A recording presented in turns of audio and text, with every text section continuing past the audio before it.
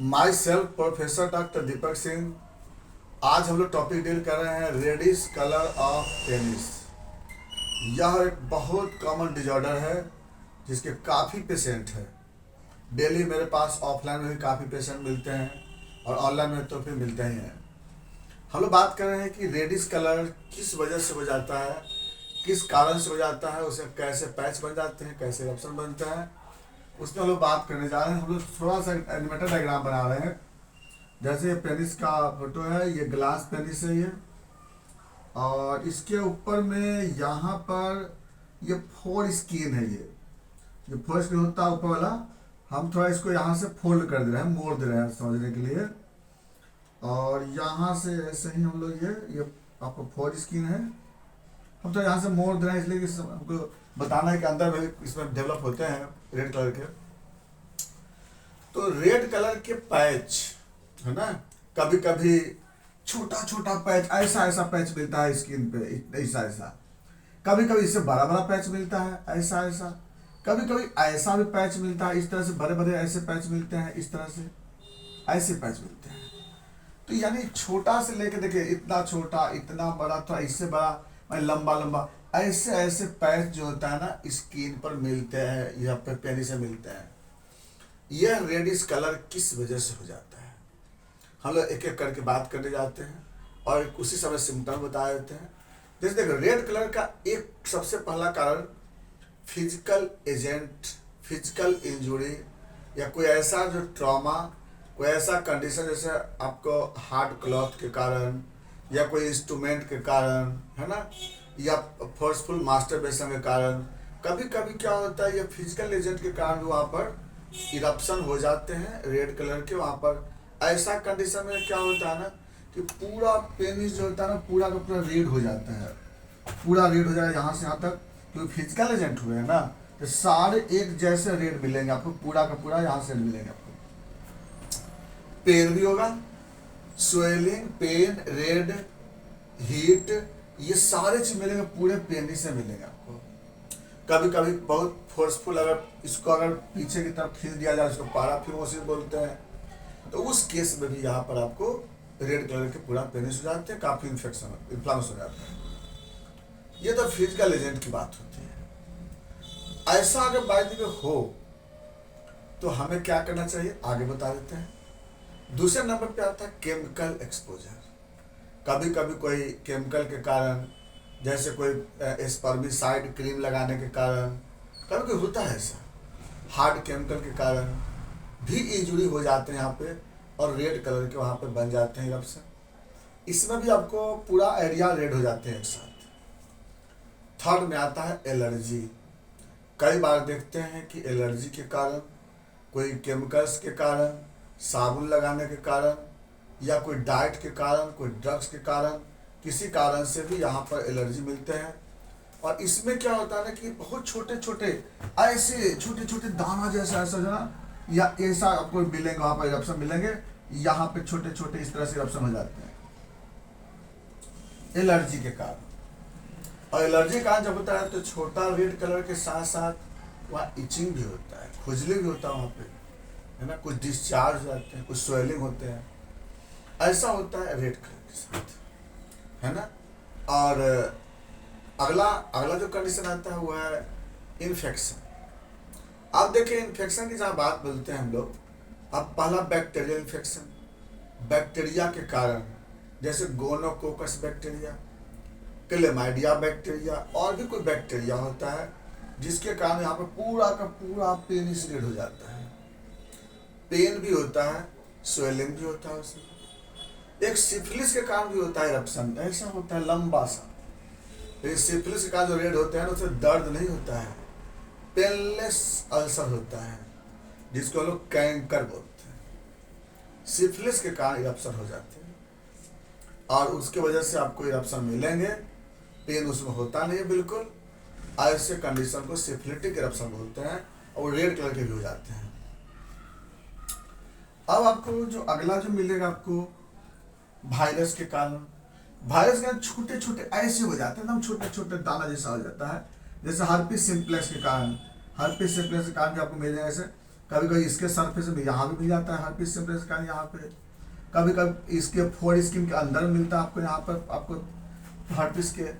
तो red colour के छोटे छोटे दाने जैसे हो जाते हैं हार्पिस के कारण, ये भी आपको यहाँ पर मिलता है पेनिस में। और इसके कारण जब देखेंगे तो इचिंग मिलता है इसमें, माइल्ड पेन, जोड़ी नहीं है, इचिंग भी होता है, कभी कभी तो दर्द भी नहीं होता है, दर्द गायब हो जाते हैं, सिर्फ इरप्शन मिलते हैं रेड कलर के, लेकिन पेन नहीं रहता है। जैसे सिफिलिस से बोले ना कि रेड कलर के रहेंगे लेकिन दर्द नहीं होता है, रेड रहेंगे दर्द नहीं रहेगा। कभी कभी इसनोफिलिया में भी क्या होता है ना कि रेड रहता है दर्द नहीं होता है ना, ऐसा पेशेंट हार्पिस में भी ऐसा होता है, रेड कलर के मिलेंगे दर्द नहीं होता है, पेनलेस होता है। तो उत्तर डिफरेंशिएट बताएंगे आपको हम लोग। उसके बाद नेक्स्ट जो पॉइंट आते हैं हम लोग फंगस के कारण। फंगस में कौन सा, कैंडिडा अल्बिकेंस का कॉम्प्लिकेशन होता है, जिसको हम लोग इरिथ्रोप्लेकिया बोलते हैं। अगर किसी पेशेंट को पहले उजला था अब बाद में रेड हो गया, याद रखिएगा, पहले उजला था बाद में रेड हो गया, ऐसा खतरनाक केस बन जाता है जिसको हम लोग इरिथ्रोप्लेकिया बोलते हैं। रेड कलर के पैक बन जाते हैं वहाँ पे, और ये आगे चल के कैंसर का रूप ले सकता है। इसलिए इस पर हमको ध्यान देना चाहिए हम लोग को। इसके बाद पैरासाइट में कभी कभी जैसे ये ट्राइकोमोनास वेजाइनलिस एक पैरासाइट होता है, जिसके कारण पूरा का पूरा एरिया रेड हो जाता है, उसमें दर्द भी होता है, डिस्चार्ज भी होता है। तो ये जितने भी देखे आप कारण, ये सब के सब कारण क्या थे, इन्फेक्शन रेड होने के कारण थे। हम लोग बात करते पता कैसे लगेगा, है ना। जैसे फिजिकल एजेंट से अगर रेड होता है तो पूरा का पूरा पेनिस रेड हो जाएंगे, स्वेलिंग होता है, पेन होता है उसमें, है ना। और अगर केमिकल कारण होंगे तब भी आपको वहाँ पर डिस्चार्ज होते रहेंगे, रेड हो जाएंगे, पेन होंगे, स्वेलिंग होंगे। एलर्जी के कारण कभी कभी दर्द नहीं भी होता है, छोटे छोटे इरप्शन मिलेंगे, मैकुलर इरप्शन मिलेंगे आपको। और उसके बाद जब वहाँ पे माइल्ड कभी कभी इचिंग हो सकते हैं, पेन में भी पेन नॉट प्रेजेंट। इसनोफिलिया के कारण दर्द नहीं होता है, सिर्फ वहाँ पर रेड हो जाते हैं। और अगर हम लोग इन्फेक्शन की बात करते हैं तो बैक्टीरियल में आपको तो ज़्यादातर पेन और इन्फ्लामेशन दोनों मिलते हैं, उसमें पेन और प्लस स्वेलिंग, डिस्चार्ज। लेकिन सिफिलिस के कारण होगा तो दर्द नहीं होता है। और अगर वायरस के कारण होंगे तो छोटे छोटे इरप्शन होंगे, इचिंग होंगे, बट कभी कभी नहीं भी हो सकते हैं। और बाकी फंगस के कारण होगा तो वहाँ पर इचिंग होंगे, रेड भी होगा, इचिंग भी होगा। ये सब जितना बताएं आपको हम, ये सब क्या था, कॉजेज, उसका डायग्नोसिस। अगर आपको लैब में कोई जांच करना चाहते हैं तो क्या क्या करा सकते हैं, एक तो हर्पिस के लिए करा सकते हैं, एलाइजा फॉर हर्पिस एक करा सकते हैं, पॉजिटिव आ सकते हैं। फंगस के कारण वहाँ पे डायरेक्ट स्मीयर को पता लगा देख सकते हैं। बैक्टीरिया के लिए वहाँ पे कल्चर कर सकते हैं। सिफिलिस के लिए VDRL करा सकते हैं, VDRL टेस्ट। इतना कराने के बाद हम नॉन स्पेसिफिक TC-DC करा के भी देख सकते हैं। लेकिन देखो होता क्या है ना कि सबको एक साथ नहीं बता रहे हैं कि आप कंफ्यूज हो जाएंगे। अलग अलग केस में अलग अलग डायग्नोसिस होते हैं, और तभी जाके हम लोग उसको फिर इलाज करते हैं। इसके लिए सबसे इम्पोर्टेंट है कि आप हमसे संपर्क कर सकते हैं। व्हाट्सएप पे आप फोटो भेज करके आप डायरेक्ट बात कर सकते हैं, क्योंकि ऑनलाइन तो वैसे ही पेशेंट देखते हैं। ऑफलाइन में डायरेक्ट आप क्लिनिक आ सकते हैं। नंबर, आप ऑफलाइन में आएंगे तो नंबर लगा सकते हैं, पहले नंबर लगाना पड़ेगा पहले आपको। और ऑनलाइन में देखते हैं तो आप व्हाट्सएप पे हमसे बात कर लीजिएगा, हम समय आपको दे देंगे, क्योंकि हम ऑनलाइन पेशेंट शाम को देखते हैं, दिन में फुर्सत रहता नहीं कि देख पाएंगे। तो आप बिल्कुल आप निसंकोच आप संपर्क कर सकते हैं। पेशेंट से काफ़ी है, नज़रअंदाज नहीं करना है। अगर आपको कॉम्प्लिकेशन बढ़ेंगे तो आप इसका फिर बहुत मुश्किल होगी ट्रीटमेंट करना। अगर फिजिकल एजेंट के कारण रेड होता है ना, तो वहाँ पे हम लोग अर्निका और बेलाडोना यूज करते हैं। अर्निका 30 पावर में 5 गुण 2 से 3 बार चलाते हैं, और बेलाडोना भी 5 से 2-3 बार चलाते हैं। अगर केमिकल एजेंट के कारण होता है वहाँ पे, तो हम लोग वहाँ पे आर्सेनिक यूज करते हैं। आर्सेनिक एल्बम, उसको 30 पावर में 5 गुण 3 बार चलाते हैं। अगर एलर्जी के कारण होता है बाय द वे, तो आर्सेनिक सल्फ वहाँ पे 6x पावर में हम लोग 2 टैबलेट 3 बार दे सकते हैं, 3 टैबलेट भी दे सकते हैं हम लोग वहाँ पे। साथ में कॉस्टिकम चलाते हैं, उसको हम लोग 30 पावर में 2 से 3 बार हम लोग चलाते हैं। अगर बाय द वे एलर्जी इसके कारण, बैक्टीरिया के कारण हो, वो भी गोनोकोकस या क्लेमाइडिया के कारण हो, अगर पेन वाला बात हो वहाँ पे, तो यहाँ पे सालिसिया 6x में 5 टैबलेट 3 बार देते हैं। और वहाँ पे हीपर सल्फ भी हम लोग 200 पावर में 5 बूंद 3 बार आधे कप पानी के साथ देते हैं।